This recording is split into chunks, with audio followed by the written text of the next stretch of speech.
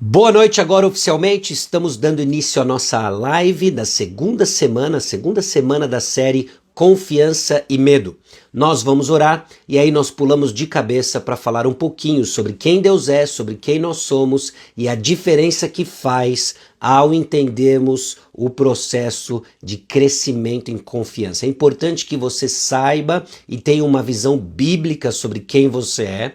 É importante que você saiba quem Deus é, os seus atributos em ação na luta contra o medo, no crescimento de confiança.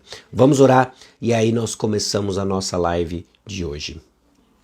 Senhor, nosso Deus e Pai, aqui chegamos diante do Senhor, pedindo a Deus a tua direção e pedindo ao Pai que o Senhor fale conosco, a fim de mais uma vez lembrar quem nós somos, quem o Senhor é, e como as verdades da Escritura, que iluminam, ó Deus, o conhecimento de quem nós somos, de quem o Senhor é, nos ajuda na luta contra o medo e no cultivo da confiança. Que o nosso objetivo não seja simplesmente livrar-se de um sentimento ruim, mas seja conhecer mais do Senhor e desfrutar, ó Deus, da tua presença e da tua beleza. Em nome de Jesus. Amém. Muito bom. Abra sua Bíblia em Mateus capítulo 6. Mateus capítulo 6. Enquanto você chega lá, deixa eu fazer uma breve recapitulação do que nós vimos na semana passada. No primeiro dia, nós falamos sobre dúvidas, medo e pânico. Dúvidas, medo e pânico. Nós vimos como as dúvidas são desconfortáveis, como o medo é real e como o pânico tem esse alto poder destrutivo. Nós entendemos à luz da palavra de Deus que quanto mais nós descrevemos a experiência do medo, mais pontes nós criamos com a esperança que existe na palavra de Deus. No segundo dia, nós vimos que o medo ele fala. O medo ele fala, criando oportunidades para crescermos na confiança do Senhor. Terceiro dia, nós vimos gente com medo na Escritura. Vimos como Adão e Eva, Abraão, Jacó, Elias e Josafá foram pessoas e personagens bíblicos que lutaram contra o medo e como cada uma das suas experiências mostra para nós e descreve para nós experiências comuns que nós também passamos. No quarto dia, nós vimos o medo pecaminoso. O medo pecaminoso à luz de 2 Timóteo 1,7, que se contrapõe à compreensão do poder que está à nossa disposição, do amor que o Senhor nos chama a viver e da moderação, essa habilidade de pensarmos certo. Foi o que nós vimos no quarto dia. E no quinto, nós vimos o chamado para crer e não temer, à luz de João capítulo 14, versículos 1 em diante, quando Jesus está se despedindo dos discípulos e os discípulos respondem naturalmente com medo. E na resposta de Jesus, a interação que eles tiveram, sim, Jesus lida com os medos dos discípulos e dá passos práticos para que os discípulos exerçam a fé. Fé é ativo, tá ok? Algumas pessoas estão perguntando se estão salvas, estão todas salvas, tá bom? Está no YouTube também, está no Spotify, está no Deezer, tanto aqui no Instagram quanto no YouTube, Spotify e também lá no Deezer. Procure por Sasha Mendes e você vai encontrar os 5 primeiros episódios da nossa série de Confiança e Medo.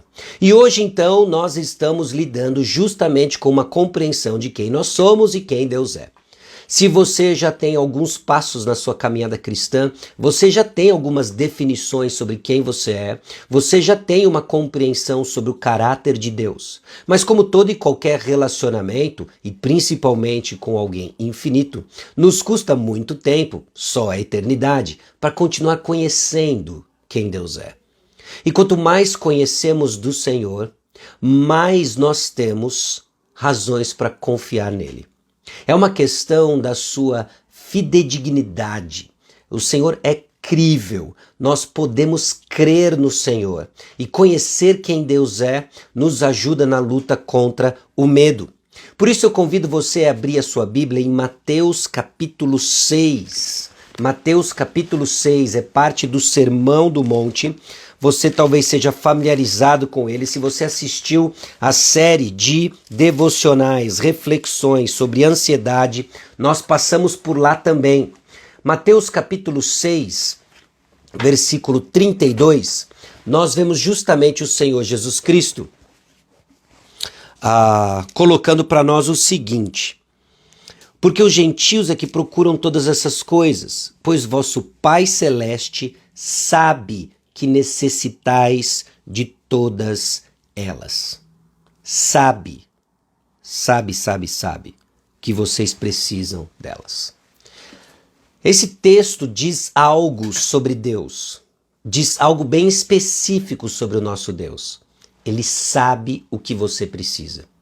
O contexto todo é Jesus lidando com as ansiedades, preocupações que andam de mão dada com os nossos medos que os discípulos têm sobre aquilo que eles julgavam ser necessário. Aliás, uma informação que nós vemos aqui sobre quem nós somos é a nossa fragilidade. Somos frágeis. E a informação que nós temos aqui sobre quem Deus é que Ele sabe do que você precisa. Saber que eu sou frágil e saber que eu tenho um pai que me ama e sabe o que eu preciso me ajuda na luta contra o medo. E Jesus passa uma quantidade significativa de tempo descrevendo o problema das preocupações dos discípulos e ele fala então com foco nelas, suas fontes e a solução. Nossos medos, nossas preocupações, nossas ansiedades parecem ser um fútil exercício de buscarmos onisciência, de queremos saber todas as coisas, de queremos garantir segurança em meio à possibilidade de deixarmos de ter algo que tanto queremos. No final das contas, sabemos que essas ansiedades, preocupações, medos têm raiz em perguntas e têm raiz em dúvidas. Você lembra disso? Num dos episódios lidamos justamente com isso, que dúvidas mal resolvidas viram medos dominadores, viram preocupações que roubam nossa paz, nossa alegria. E a dúvida por trás das nossas ansiedades é questionar o caráter de Deus. Será que Ele realmente me ama?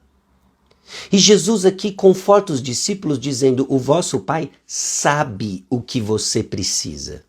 Deus sabe.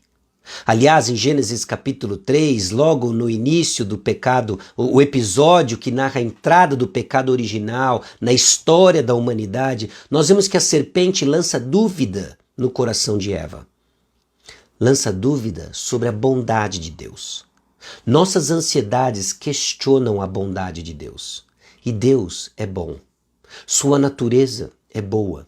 Deus é bom, Ele sabe o que precisamos e Ele vai garantir aquilo que nós precisamos. Mas é interessante que quando nós fazemos essas perguntas, nós estamos falando como se fôssemos órfãos. Como se nós não tivéssemos um lar e um provedor que sabe tudo o que nós precisamos. Será mesmo que não vai faltar nada? Será mesmo de que tal e tal situação há de se concretizar? Falamos como se não tivéssemos um pai. Jesus então chama os discípulos de homens de pequena fé. Versículo 30, ora, se Deus veste assim a erva do campo, que hoje existe, amanhã lançada no forno, quanto mais a nós outros, homens de pequena fé. Homens de pequena fé. Esse exercício de fé, o exercício na compreensão de que a fé ela é ativa, ela precisa ser exercitada e sempre em resposta à revelação da palavra de Deus, é que nos mantém num caminho de crescimento em confiança. Não se engane, a fé lhe foi dada e agora você deve desenvolvê-la com temor e tremor. Esse é o chamado, respondendo com fé à palavra de Deus. Então não se trata de aprender uma verdade, passei de ano e agora não preciso mais disso. Nós estamos exercitando nossa fé. Num pai que não é um pai sem coração. Ele não é um pai derrotado. Ele não quebra os seus votos, não abandona a sua família ou nos deixa a própria sorte. Deus é presente. Ele sabe o que você precisa. E nós podemos descansar Enquanto a nossa ansiedade nos tenta a onisciência e buscar garantir o controle de que não haverá sofrimento no futuro, enquanto os nossos medos roem unhas porque não queremos perder aquilo sobre o qual nós depositamos nossa esperança, nosso Deus não falha e nos dá exatamente o que nós precisamos. Quem é o Deus que você crê? Quem é o Deus, Criador dos céus e da terra? Você o conhece e tem conhecido mais e mais do Senhor, tem experimentado o Senhor. Temos falado não só nessa série de medo, mas também em outras séries, de que por vezes nós buscamos uma pílula mágica, uma bala de prata para a resolução do sentimento ruim. E o que tenho proposto para você é que o que nós precisamos não é só de um reparo a curto prazo, mas uma estratégia de longo prazo. Conheça o Senhor. Dedique o seu coração a conhecer o Deus que você diz adorar, a conhecer o Deus que enviou seu Filho Jesus para morrer no seu lugar. Conheça o Senhor sabendo que com isso você está estocando aplicações para um futuro onde o medo irá lhe visitar. Mas vai encontrar um coração fundamentado no conhecimento de um Deus verdadeiro, de um Deus vivo, que não falha e sabe o que você precisa. Aliás, é no mesmo Sermão do Monte em que Jesus encerra suas aplicações contando a parábola das duas casas, uma edificada sobre areia e outra edificada sobre a rocha. A casa edificada sobre a rocha é a casa que ouve e pratica a palavra de Deus. E a casa edificada sobre a areia é o que ouve e não pratica a palavra de Deus. Então, ao escutar a palavra de Deus, exerça a sua fé. Exerça a sua fé na busca de conhecer o Deus que você serve, o Deus que é o nosso Pai, que sabe o que você precisa. Porque é justamente esse tipo de aplicação que vai entesourar para você, que vai estocar para você aplicações necessárias quando o medo nos visitar. Porque no mundo tereis aflições, mas tende bom ânimo. Eu venci o mundo. Leia depois Mateus capítulo 6, versículos 25 a 34. Observe as promessas que Jesus faz e o chamado que ele nos faz a crer nele, crer no Senhor. De que nossas preocupações, de que nossas ansiedades e os nossos medos são inversamente ligados, estão diretamente ligados, mas no inverso, é o outro lado da moeda, com a nossa confiança no Senhor. Com a nossa confiança no Senhor. A segunda passagem que eu quero visitar com você em nossa devocional agora, refletindo sobre quem o Senhor é, quem nós somos, já vimos em Mateus 6 de que eu sou frágil, o Senhor sabe o que eu preciso. E quando eu compreendo isso, quando eu medito sobre isso, eu começo a caminhar com passos num caminho de confiança. A segunda é Romanos capítulo 5, versículo 8. Porque se em nossas ansiedades e preocupações nós questionamos a bondade de Deus e de que Ele se importa, Romanos capítulo 5, versículo 8, declara para nós em alto e bom som de que nós somos amados. Deus ama, Deus se importa, somos amados, somos amados. Ontem nós na semana passada nós encerramos nossa série de devocional justamente com um chamado para crer. E hoje então nós olhamos esse chamado com esperança, sabendo que é um caminho pela frente. É um caminho pela frente. Como que isso afeta você? Deus é o nosso Pai Celestial e Ele ama você. Ele nos ama. Às vezes nossa dificuldade em enxergar o amor de Deus é a falta de uma experiência, de um referencial terreno que nos ama assim. Talvez o relacionamento com seu pai tenha sido torto no decorrer da sua criação, infância, até mesmo idade adulta. Talvez ao olhar ao redor você não encontra modelos palpáveis, tangíveis de um amor paternal. Mas a palavra de Deus nos aponta as grandes declarações de amor de Deus Pai para conosco. Que não tem a ver com a concretização dos seus sonhos, não tem a ver com simplesmente uma fala mansa ou qualquer outra forma estereotipada de demonstração de amor. O que nós enxergamos na Escritura é que o amor de Deus é expresso ao enviar o seu Filho Jesus Cristo para morrer a morte que você deveria morrer. Essa é a maior declaração de amor do universo, da história da humanidade. Deus, homem, tornou-se pecado no seu lugar. Foi pendurado no madeiro, feito maldito, por amor a você. Você é amado. Você é amado. A oração deve ser para compreendermos o amor de Cristo por nós. Porque quanto mais compreendemos o amor de Deus por nós, entendendo nossa condição de miserável pecadores, mais iremos responder a este amor com obediência e confiança. Quando o medo nos tenta questionar o amor de Deus, a cruz nos lembra de que eu sou amado. Quando as nossas preocupações, medos, ansiedades que surgem do nada e começam a aterrorizar, começam a importunar a paz do seu coração, lembremos, somos amados. E é essa declaração de amor de Romanos capítulo 5, versículo 8, que nos ajuda a enxergar toda e qualquer provação numa perspectiva diferente. Eu já parto do referencial de que sou amado. Eu não tenho dúvidas com relação a quem eu sou e quem Deus é. E por não ter dúvidas sobre quem Deus é, quem eu sou, à luz da palavra de Deus, eu respondo com fé em meio a tantas perguntas que surgem, a tantos medos que nos cercam, a tantas tentações para vacilarmos. E as perguntas agora passam a ser o que o Senhor está fazendo ao me transformar através dessas circunstâncias. Na devocional do 20º dia, Elise Fitzpatrick diz o seguinte: à luz do seu amor permanente, podemos ter certeza de que os nossos sofrimentos não existem porque Deus está irado conosco, mas porque estão a serviço dele, para produzirem força em nosso interior, um caráter repleto de esperança, pois por meio deles é que experimentamos o amor de Deus. É engraçado porque os nossos medos nos tentam a duvidar do amor de Deus, mas é justamente através deles que iremos conhecer do amor de Deus. Porque no meio das nossas dúvidas, das nossas perguntas, dos nossos medos, é que a graça de Deus vai brilhar de uma maneira mais intensa, em contraste com as trevas dos medos do nosso coração, e iremos enxergar o amor de Deus. Você está com medo? Oportunidade para enxergar o amor de Deus. Oportunidade para enxergar a bondade de Deus. A partir de qual referencial? Jesus morreu por você. Isso precisa estar claro. Esse referencial precisa estar claro e cada vez mais enraizado em seu coração. Aí sim, em meio aos medos, nós podemos conhecer do amor de Deus.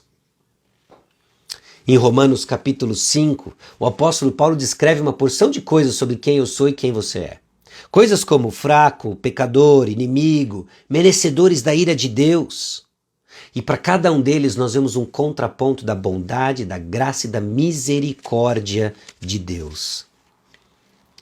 Ele não está preocupado se vamos nos sentir feridos em nossos sentimentos. Ele sabia que tinha boas notícias, mas também sabia que o único modo de nós nos alegrarmos na reconciliação com Deus é se antes recebemos as más notícias. Esse é o apóstolo Paulo, rasgando o verbo, mostrando quem nós somos, fracos, pecadores, inimigos, merecedores da ira de Deus. Ele rasga o verbo porque ele sabe que ele vai trazer uma palavra de consolo. Essa é a proclamação do Evangelho. A proclamação do Evangelho não é uma proclamação simplesmente de pecado. A proclamação do Evangelho é a proclamação da graça de Deus, que se faz percebida quando o pecado é apontado. Em Romanos capítulo 5, versículos 1 a 11, deixo para vocês algumas perguntas. Primeira, por que Paulo quis falar sobre ter paz com Deus? Por que paz com Deus? Senão porque nós tínhamos um problema de hostilidade para com Ele, o nosso pecado trouxe separação, fomos reconciliados, somos amados, temos paz. Por que nós não tínhamos paz? Pecado. Porque Deus permite o sofrimento em nossas vidas. O sofrimento significa que Ele é um pai malvado ou que esteja nos punindo? Não. E como nós podemos saber? Porque Ele massacrou seu filho. na cruz do Calvário, por amor a você. Paulo descreve que Deus nos ama. Em meio aos medos, nós questionamos a bondade e o amor de Deus. Ele sabe o que você precisa e administra essas circunstâncias, por mais aterrorizantes que elas pareçam, para produzir em você uma compreensão mais profunda do próprio amor dele por você. Bendita esperança! Conforme nós caminhamos na compreensão de quem Deus é, quem nós somos, nossos medos vão ganhando uma perspectiva diferente. Avaliamos a partir de um referencial, seguros no Evangelho na cruz de Cristo, olhamos para todas essas circunstâncias de uma forma distinta. Lembre-se quem você é. E não se esqueça, nunca jamais, quem Deus é. E manter isso em memória é apenas na leitura e no inculcar da palavra de Deus. E assim o povo de Deus segue. A longo prazo, numa estratégia de médio e longo prazo, edificando um coração cada vez mais maduro, aprendendo cada vez mais do Senhor e respondendo com fé, para a honra e glória do nome de Deus. Amém? Vamos orar? E aí a gente encerra por hoje.